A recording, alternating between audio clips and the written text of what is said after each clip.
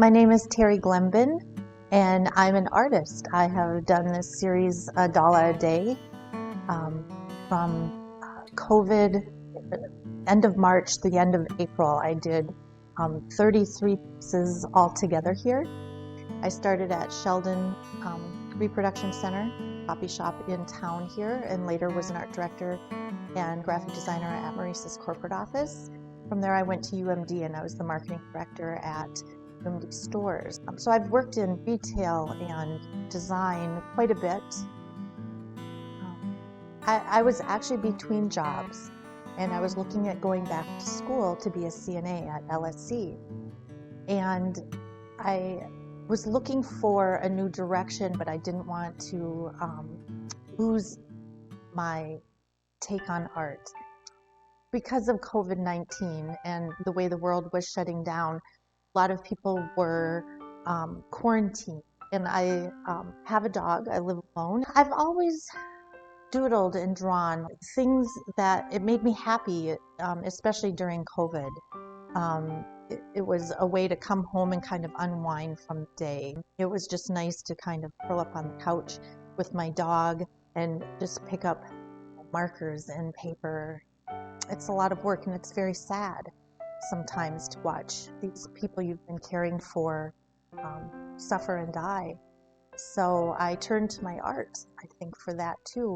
And for Christmas, my parents had given me a bunch of Sharpies, this whole color wheel of Sharpies. It was kind of exciting to try all the different colors, and it just turned into a lot of Dalas. The first Dala I did is actually probably my least favorite. It's the most chaotic. I was trying to do every single pattern and shape I could in that little space, and it has all of my colors. And then I thought, okay, well, this is kind of fun. I'm going to only use 2 colors. So that's what I did for the second one. So I had all my colors in the first and hardly any in the second one. And it was pure chaos when I first started. But again, I didn't realize it would turn into this whole body of works. I doodled, I had music loud, I had all my markers from Christmas, a package of like 50 different colors, and I just used almost every color I had. And it was a release. It was fun. And it took me probably the longest time to do that too, because I had no rhyme or reason, no plan. And really none of these were totally planned. I would just see something that inspired me. It was after the third one I did, I noticed when we were looking back at social media posts, because I posted every single day I did one. And the third one I noticed, a Dala A Day. And I think it was after the third day, I just decided I'm going to do one a day. And I had no end date. I just knew that I had the time.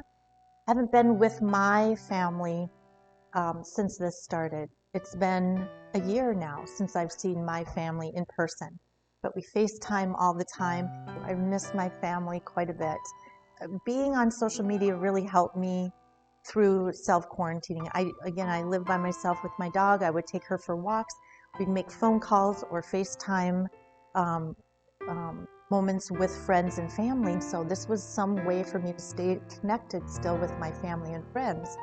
It was a happy place. Well, my grandmother, Grandma Sally, on my dad's side is 100% Norwegian, and my grandfather on my mother's side is 100% Norwegian. And Grandpa was Swedish and German. So I'm Norwegian, Swedish, Danish, and German. So I've got a little bit of everything. I am not sure why I started drawing Dalas. It was a nice shape to start with. Thinking of my heritage, reaching out to some family members, retelling stories. I have a lot of Scandinavian things surrounding me in my home. So as I was looking around, I thought that is a really neat shape. And I started with putting the reins and the saddle and the mane on. And then I realized, it's just a nice shape to just doodle in. And so it started with many different patterns and colors and shapes.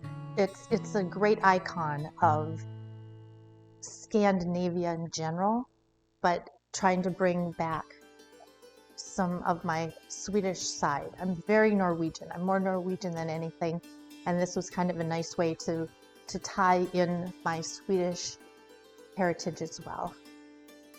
Well, sometimes it's just pen to paper. I start with a black line.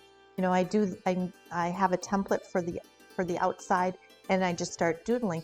Sometimes I might see something on Pinterest or online or in a magazine or in a pattern on a purse. And so you might really notice some inspirations from the world in my designs. When you're doing 30 of them in a row and you want each one to look very different, sometimes it's kind of hard. You might find some of the same patterns going on, but I made it a point to make every one very individual and unique. I wanted every single one to be different. Well, a friend of mine told me about Zentangle, and it is a method of meditative drawing. Most of the time they're small and they're black and white and maybe some shades of gray. And so it's more those patterns, and it's methodical, it's meditative, it's flowing. And so you'll see a lot of Zentangle inspired techniques in my drawings, although I am definitely not an expert, but I've made it my own. And I call it Teri Tangle.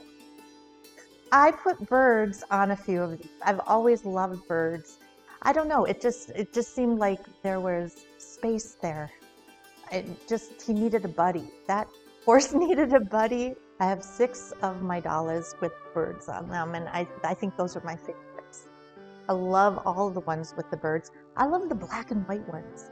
I would saturate them with colors so much. It was just nice to step back and just use a dark line and a thin line and just focus on the pattern itself. So one of my favorite Dalas is one that I designed for my mom, actually. I know her favorite color is red. And I had various shades of red Sharpies with a red flower and vines, maybe a little tulip type pattern, and leaves. And then I thought I need to add a bird to this. Goldenrod in it, and then the green, and it's a wonderful Christmas style horse, Dala Horse for my mom. I made it for my mom. I don't think any of my designs are traditional. I've never really thought of doing an actual traditional Dala. I really was more about the design and the time I spent with each one and the colors. So none of them have been a traditional Dala design. It's more about the actual shape. The Dalas helped me through the pandemic, absolutely. Drawing has been a therapy for me through the pandemic and through life. It's very intuitive. It's just a release.